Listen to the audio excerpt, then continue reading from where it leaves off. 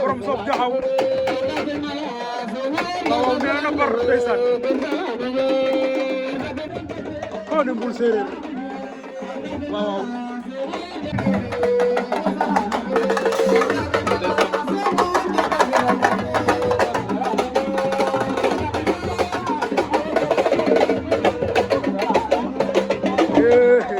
Wally Fissel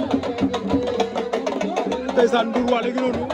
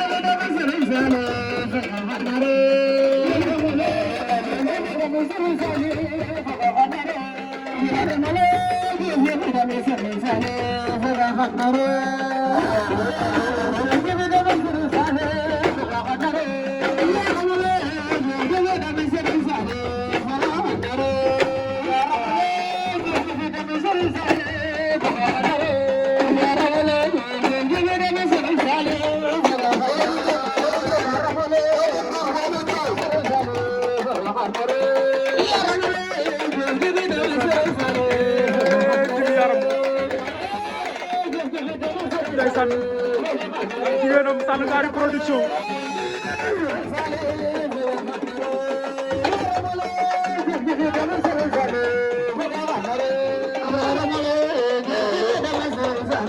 ndeysaan Sànngaari production ji yaram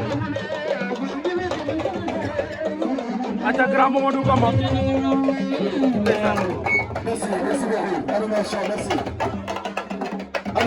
merci beaucoup waaw borom Sob production Mamadou voilà merci beaucoup ndeysaan le patron de Ji Yaram production waaw Djibi Diouf a ngi noonu et le patron de Ji Yaram production ndeysaan moo oote à domicile fii ci Somb waaw nous sommes le 14 novembre 2025 l'histoire retiendra Ji Yaram production ak invité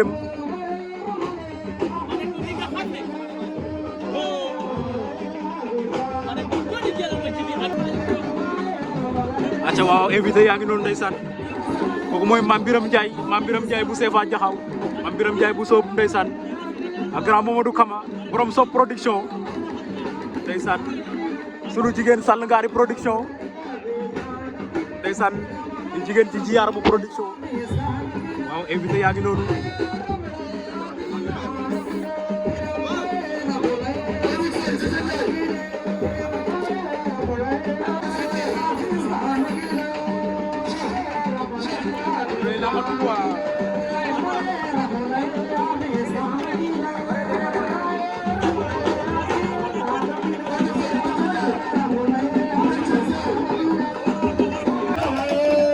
Mbul Séeréer bâtiment Ndiaga Niaw doon nañ daje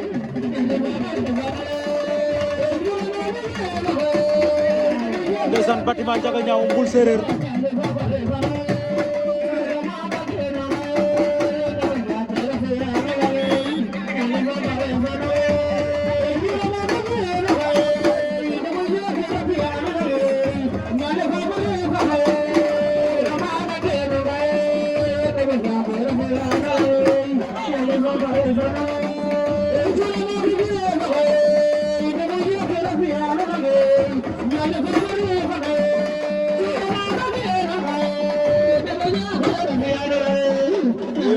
ko ndombo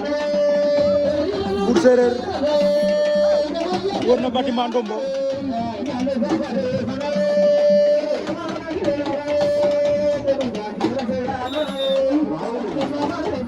arbitre atte na lan moo xew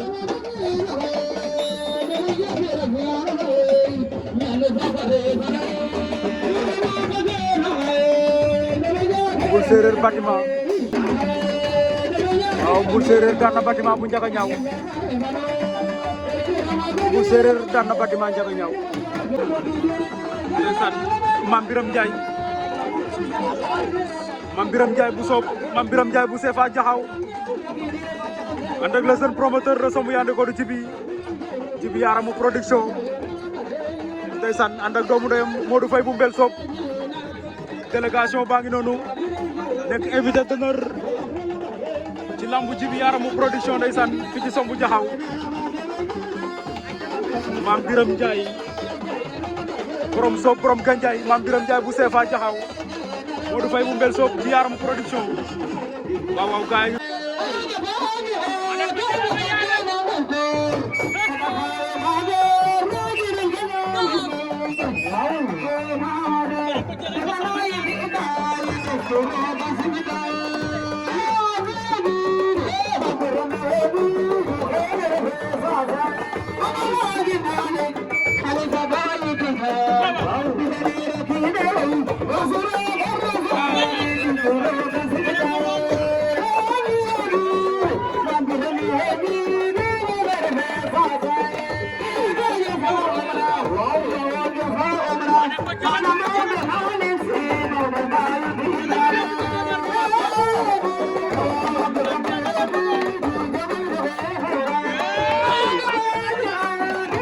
Mame Birame ngay battre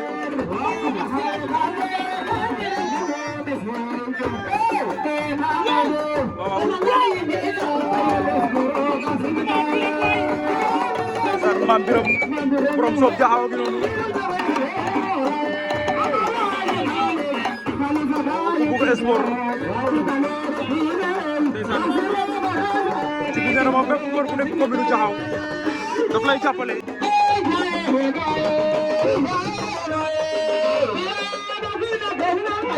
Sall Gari production Mamadou Kama Sob production Modou Faye bu Mbel Soob ñoom ñoo ànd ak Mame Birame Ndiaye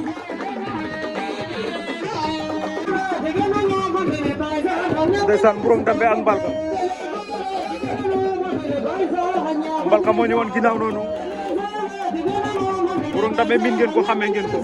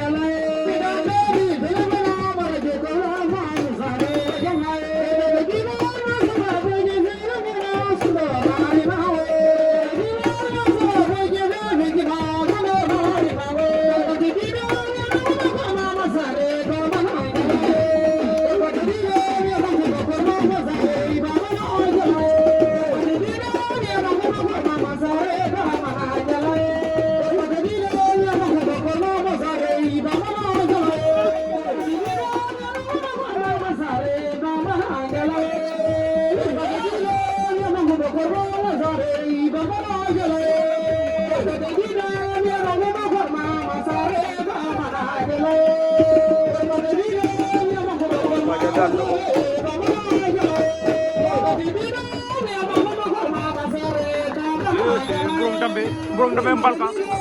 arbitre sifflé na daa mel ni jël am na bu yàgg arbitre sifflé na waaw arbitre sifflé na Mburong Dambe fàq na ko mu rëpp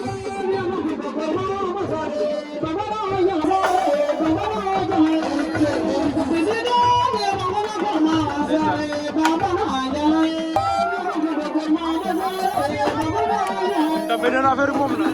entrée du parrain monsieur Khadim Samb un grand responsable politique à Gossas moom la ñu jagleel bés bi promoteur baa ngi noonu ci ginnaaw ci Yaramu production waaw waaw monsieur Khadim Samb ndeysaan Khadim a ngay dugg si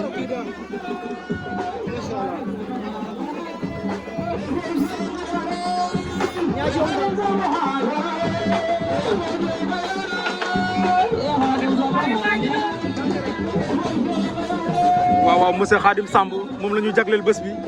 mooy le parrain du jour gala ci Yaramu production fii ci Somb 14 novembre 2025.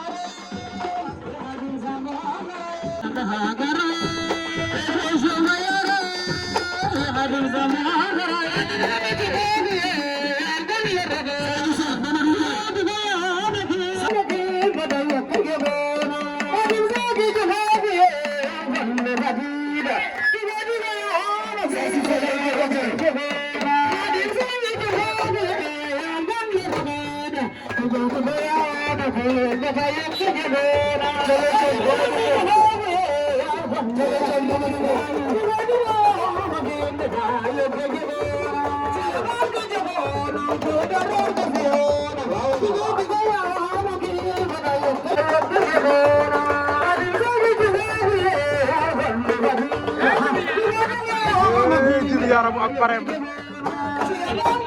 Modou Sarr sa doomu day ngi noonu ci Yaramu waaw waaw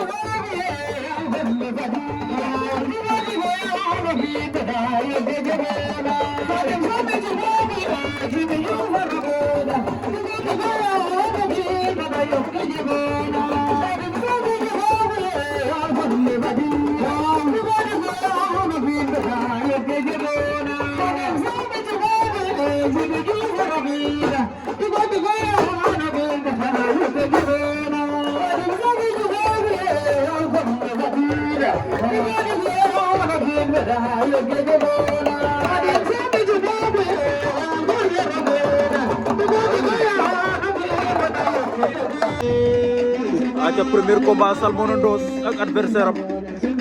top 5 aussi am na combat waaw waaw Mono Ndos moo ñëwoon ginnaaw noonu ndeysaan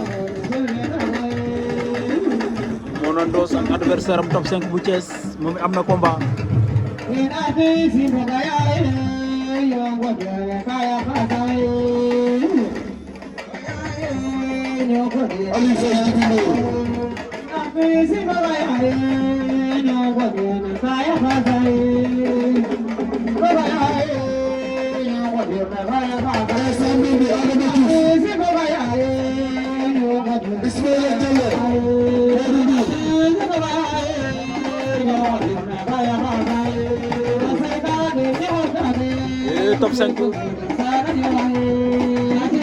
top 5 daanu na top 5 daanu na de waaw waaw o kono yo kin Djibi Sall Ngari production defe naa c'est la première fois Djibi muy tegalam moo ko financé n'est-ce pas Djibi professeur maths et sciences physiques ndeysaan joxaat ko lycée Mbelaka xaalis encore 2 fois donc Djibi nee na mooy remercier mooy sunu grand Médoune voilà donc Djibi ànd ak une délégation boo xam ne Issa Diouf mon frère Issa la àndal depuis xale ñooy ànd Babou ku ne Issa doom donc loolu réy la ànd ak Mayakor Faye donc loolu lu am solo la Babou dañuy jox kàddu bi rek vraiment nga wax ci Djibi si confiance bi ñu am ci yow depuis longtemps di la parrainer à chaque fois.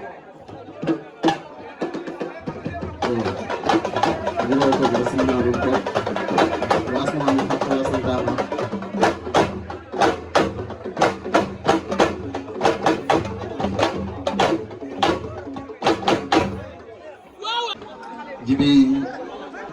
toujours affaire na ina cooxa in conseil ndeɓandongo ɓe manqué a joxe in conseil depuis lors kon Djibi in way ñaanana yasam ref bon doona ay million no ngel nene som jaajëfala sosom fop remercier a nuun fop ñaanana wu wuditna yasam roga xa tong na jam o fad na jam bo badara dalong ñaanana Djibi bi yasam o continuer fa jam wasalaam aca combat sok combat derby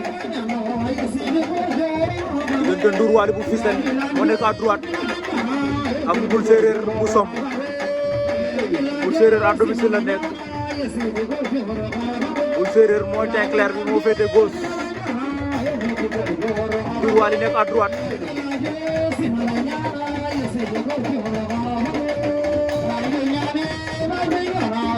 waaw daw nañu daje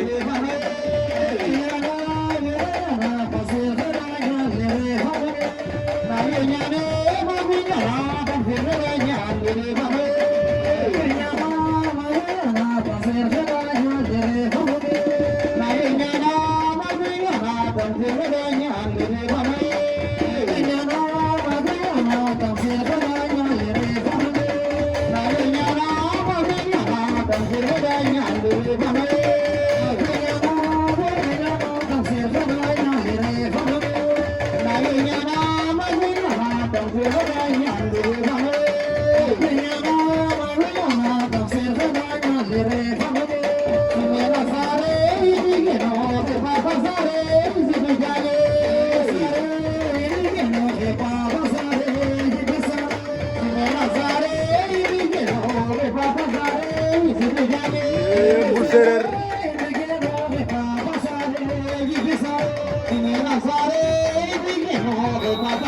waaw Boul Séeréer daan na Ndour Wally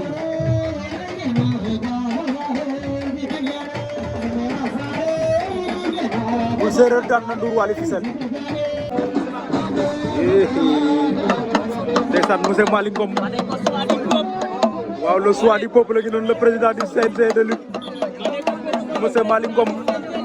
arbitre la nekk le natif de Bof ndeysaan borom Jaxaw borom région de Fatick borom Sénégal Malick Ngom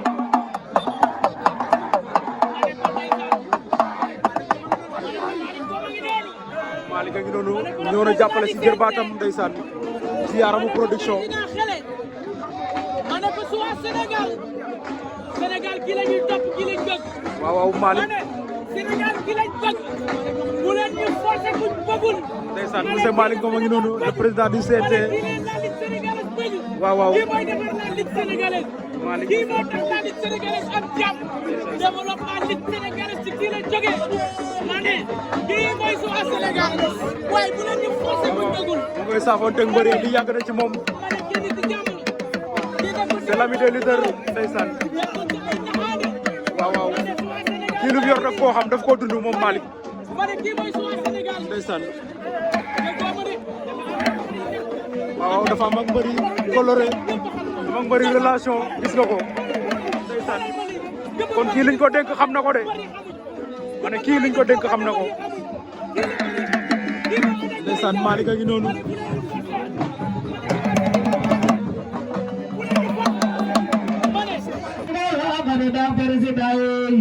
ñana nan xeda do wane je ne sais pas de dam de nagi ñana de dai malum meni sesmere je ne sais pas de dam de dai ñana nan xeda do wane malum meni sesmere je ne sais pas de dam de malum meni sesmere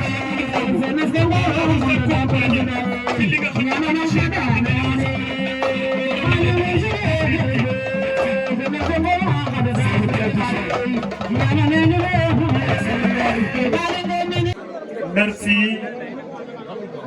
defe naa lii daw na yaram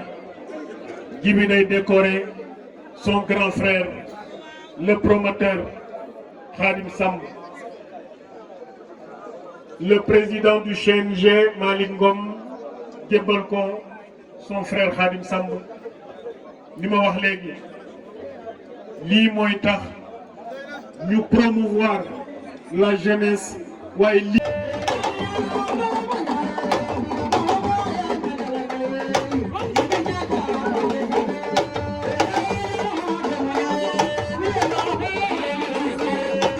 waaw waaw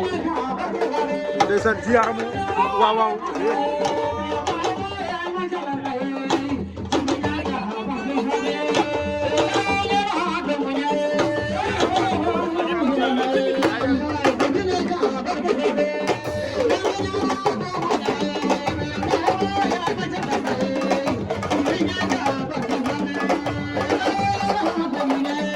Yeah.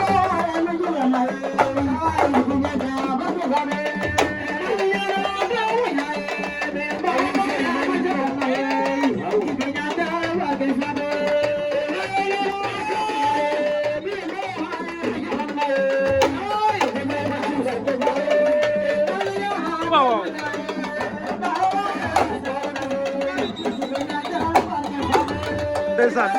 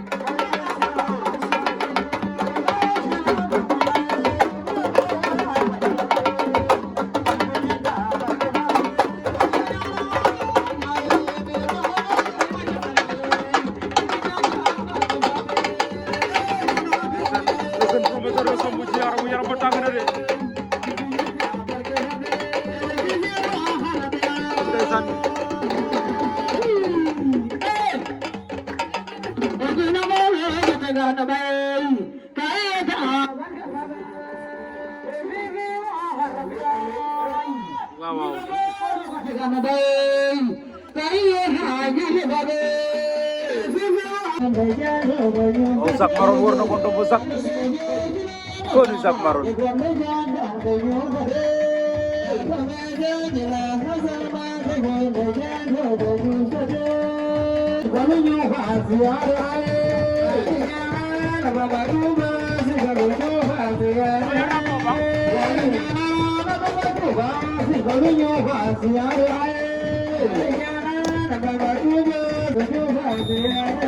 borom Ndambe vite fait bien fait borom Ndambe da koy buddi yenu na ko door na ko ci suuf borom Ndambe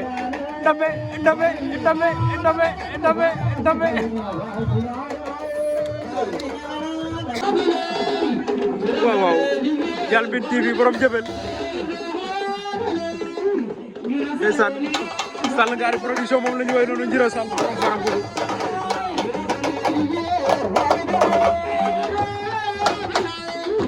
Malick le PDG de Ndiaga Diaw TV grand Modou Kama borom Sopp production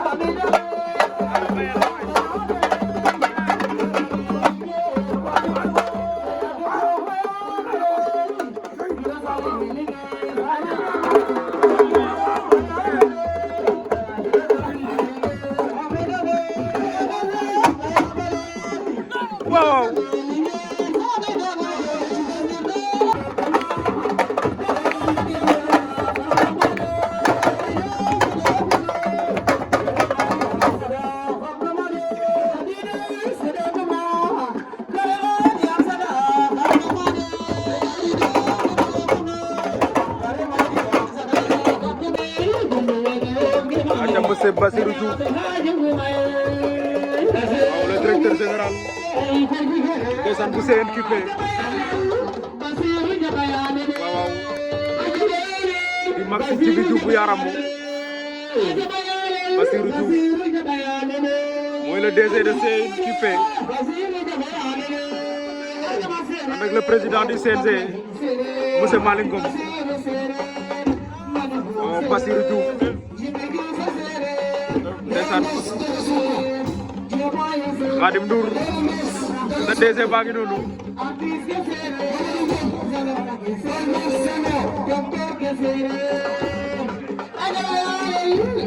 waaw monsieur Bassirou Diouf à domicile ndeysaan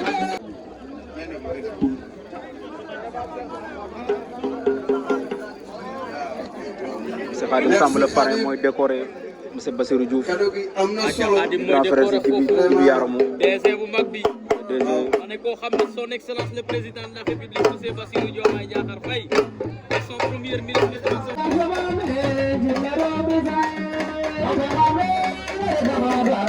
Jambul Séeréer Lat Joor oh Mbul am na ngembu Mbul am na ngembu tegal na ko sees dina ko ba ci kaw door ko ci suuf Mbul Séeréer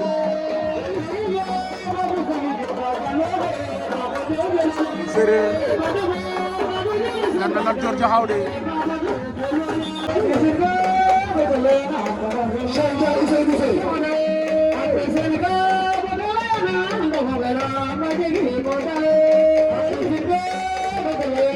ndeysaan a cuura baak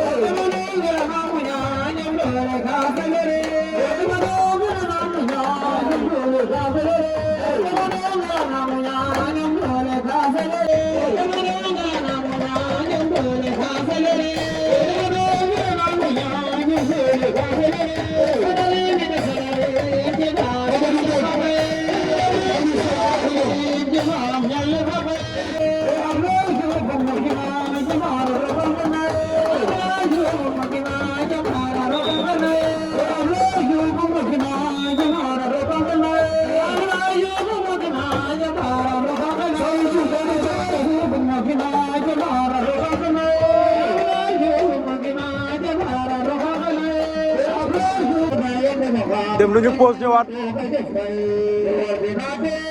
diggante Mbul Séeréer à domicile fii ci Somb contre l'homme actif Jaxaw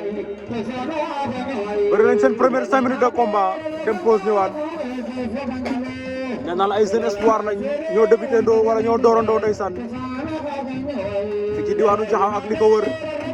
Mbul Séeréer l'homme actif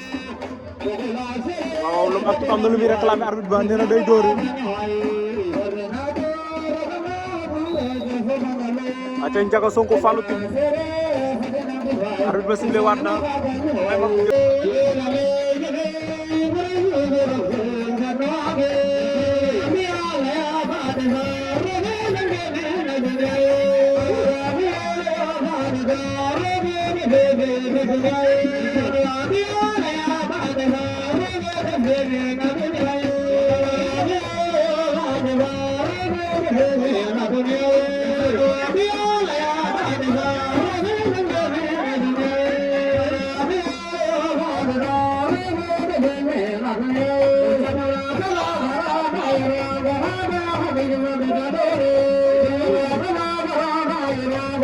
Mbul Séeréer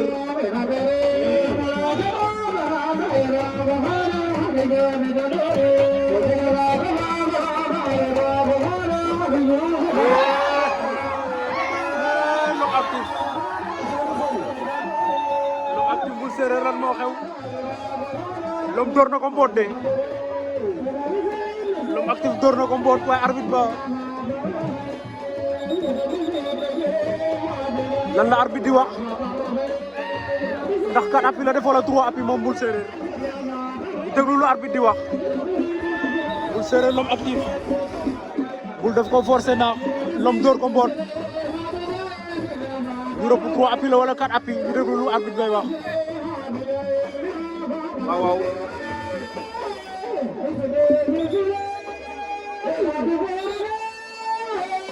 arbitre bëri waat la woote de arbitre bëri waat la woote arbitre bëri waat la woote waaw l'homme actif kon moo jàll ci kaw Mamadou Ngom wala l'homme actif moo jàll ci kaw Mbul Séeréer waaw l'homme actif moo jàll ci kaw Mbul Séeréer nee nañu temps bi dafa jeex ki nga xam ne mooy Mbul Séeréer am na avertissement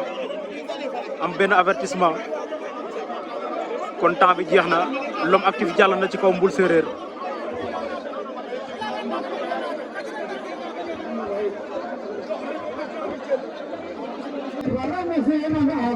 acca tout droit ndeysaan final raw gadu baa ngi noonu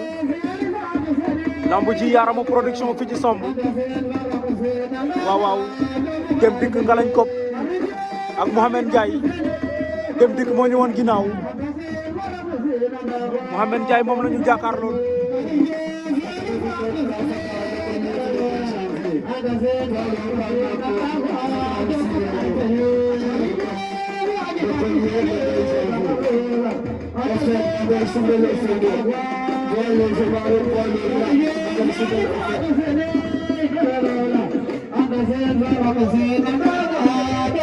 waaw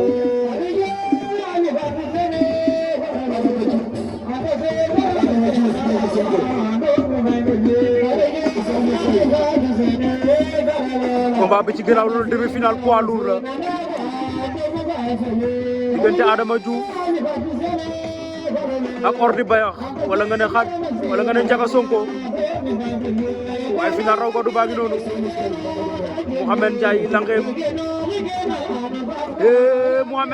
Mohamed Ndiaye daan na ko Mohamed daan na dem dig waaw Mohamed Ndiaye langeem jël na raw gadu ba ci kaw dem dig bu ngalañ ko waaw te demi final ba Njaga Sonko Adama Diouf Njaga Adama doole doxul jàmm waaw Njaga pan na ca kawam Njaga Sonko daan na Adama Diouf waaw Njaga Sonko wala Ordi Bayax en finale Ordi Bayax daan na Adama Diouf demi final ba ndeysaan acca ñëwaat nañu dem nañ pause ñëwaat demi final deuxième demi final poids lourd diggante l'homme actif Jaxaw moom lañ jàkkaarloo noonu ak Koseka bu Ngunjaan moo ñu woon ginnaaw l'homme actif Ngunjaan l'homme actif Jaxaw di moins Koseka Ngunjaan waaw Mamadou Ngom la ndeysaan dingili am Jaxaw contre Ousseynou Faye Ngunjaan waaw ku daan da ngay fekk ci final bi nga xam ne mooy Ordi bu Bayax alias Khadim Sonko waaw fii lay xewee fi ci somb Djiby Yarama production moo ñu fi woo ñaari catégorie la woon raw gadu ak poids lourd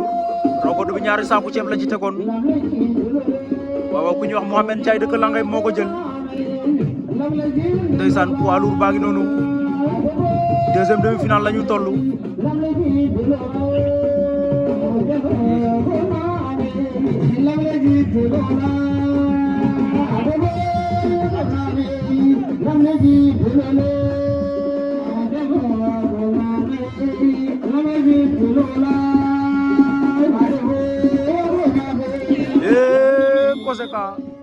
Koseka bu Ngunjaan daan na ko Koseka bu Ngunjaan daan na l'homme actif waaw Koseka Ngunjaan daan na l'homme actif ndeysaan Koseka Ngunjaan en finale waaw ate arbitre sifflé na final ba ndeysaan final lambu Djiby Yarama production fii ci Somb Jaxaw di village natalam le 14 novembre 2025 Koseka bu Ngunjaan en noir Ordi Bayax en jaune tegaleen ci nag ak 36 000 francs CFA Ordi Koseka arbitre sifflé na Ordi bu Bayax ak Koseka bu Ngunjaan waaw arbitre jox na ko avertissement jox na Koseka avertissement di bëgg waa Ngunjaan yëpp ñoo ngi leen di bëgg ndeysaan di bëgg waa Bayax waaye di bëgg waa Jaxaaw ak li ko wër ndeysaan di bëgg waa commune bu Ndiébène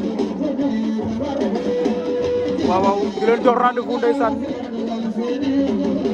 le 21 ak le 22 novembre mak ko woon la Bass Production juróomi nag poids léger ñaari nag poids lourd ñett nag Bass Production le 21 ak le 22 novembre mak ko woon waaye le 21 ak le 22 novembre ba tey village bu ñuy wax Bélé Saxaay Bélé commune bu Ourour Koseka ak Ordi Bayax arbitre foofu tamit am na mbapat poids lourd 120 000 poids léger 70 000 Saxaay Bélé wala village bu ñuy wax Bélé commune bu Ourour